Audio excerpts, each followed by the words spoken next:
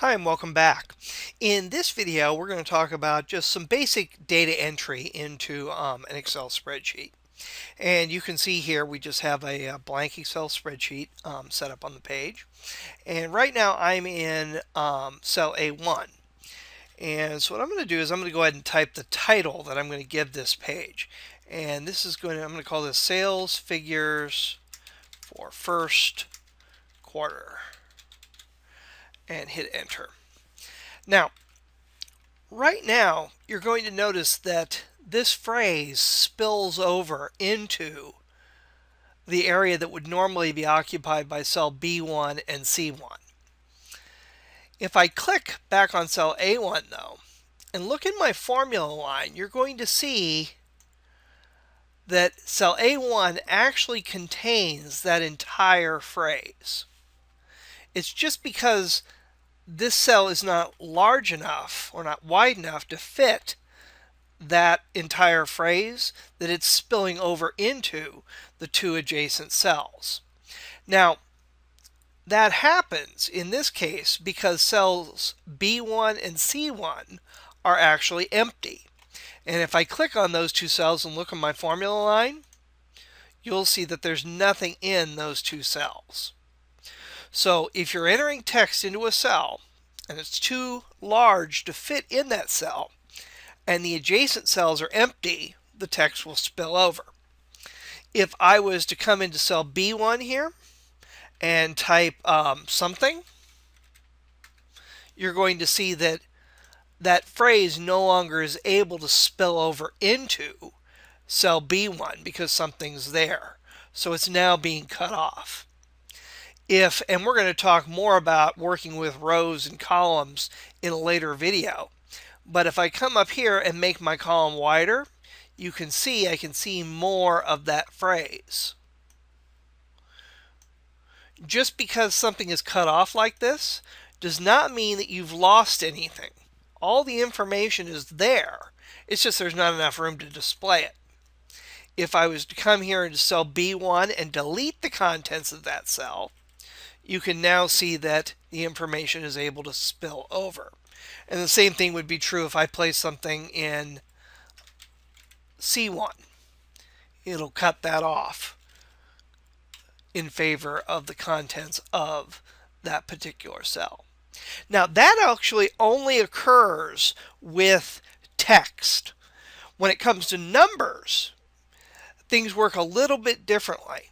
And you're going to see an example of that in a later video.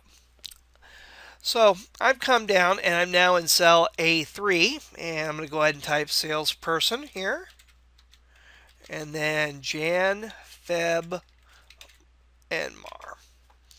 And then I'm going to go ahead and type some headings here that we can use when we start talking about formulas and functions. I'll do total, average, min, and max here, are actually not min and max, low and high here. And when I hit enter, notice that it moved me down to the beginning of G1, and that's because I went back. But I can very easily use my arrow keys or click just to move back over to cell A4. And now we'll go ahead and type in some salespeople's names here. Timothy, Joshua, Nicholas, Peter, and Mark. And then I'm going to go ahead and put some headings in for some additional formulas that we're going to put in.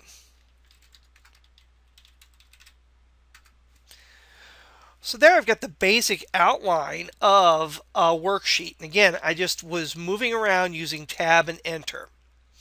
Now you'll remember in the previous video I said you could use a range or a highlighted area to make entering data a little bit more easy in your worksheets.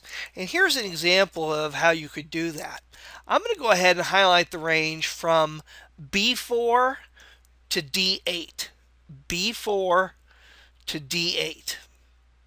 And you're going to see again one of the cells is the active cell. And I'm just going to go ahead and type in a number there and press tab.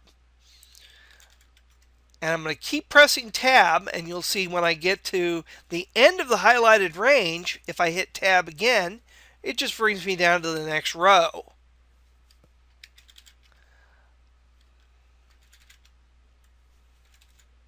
And again, tab brings me down to the next item. If I press enter, it will move me down and up.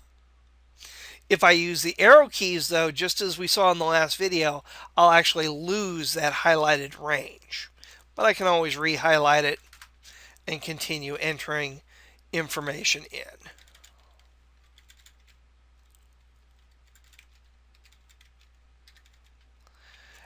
And if you're in the lower right-hand corner, oops, sorry about that. If you're in the lower right-hand corner and you press tab again, it brings you back to the upper left-hand corner. So that's just a trick that will allow you to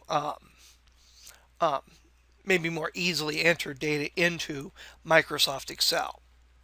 And I'm going to go ahead now and save this document. So I'm going to come here to the File menu, and I'm going to go ahead and select Save As.